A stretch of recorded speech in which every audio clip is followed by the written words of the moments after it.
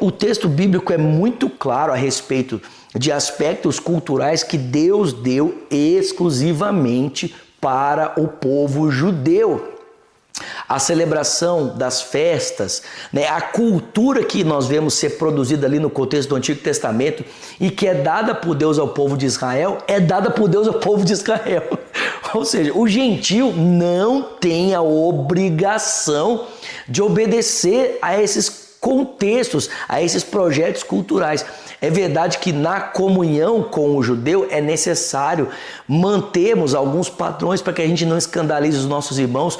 Atos capítulo 15, né, fala um pouco sobre isso, o concílio de Jerusalém, manter-se, né, longe da comida sacrificada aos ídolos, manter-se longe da carne com sangue e da prostituição.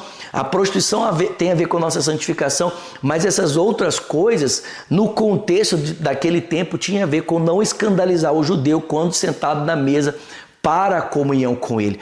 Mas quando Paulo vai para o contexto gentílico, Paulo não proíbe os cristãos de Corinto de comprarem a carne sacrificada aos ídolos. Ele proíbe sim, se isso, né, te condena. Se você, ao comer a carne, você peca, né, então você não deve comer. Mas Paulo, gente, ele diz, olha, gente, o ídolo não é nada. Quando você come a carne, você dá graças a Deus, tudo pertence ao Senhor. Deus é o dono de tudo. O ídolo não é nada. Então você percebe que é um mandamento dado, né, no concílio de Jerusalém, que é muito importante na comunhão com o hebreu, na comunhão com o judeu, mas que não necessariamente tem aplicação o tempo todo no contexto da vida gentílica.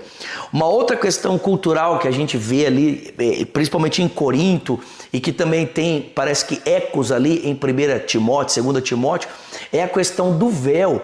Em Corinto você tem ali uma questão muito complicada que era as sacerdotisas cultuais e os sacerdotes cultuais, né? E essas mulheres que eram as sacerdotisas cultuais, elas prestavam culto a uma divindade chamada Diana, entregando o seu corpo à prostituição. E para que nesse culto, né, os templos antigos, eles eram muito diferentes dos nossos, não tinham janela, não tinham claridade, né? E para você minimizar essa questão da diferença do sexo e para você também diferenciar essa mulher, a prostituta cultural, no contexto da sociedade, essas mulheres raspavam a cabeça.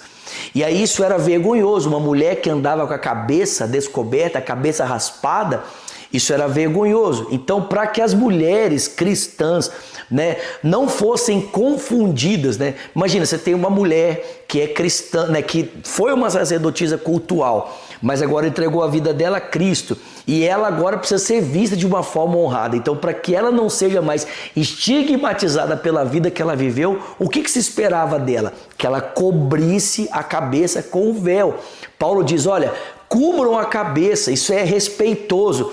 Mas aí no final dessa instrução ele fala, mas gente, esse é um costume que nós não temos aqui na nossa igreja e em outras igrejas, em outros lugares, não tem esse costume. Então se vocês, né, estiverem levando isso em consideração, bom, mas se não tiverem, não tem problema, porque isso é um costume cultural.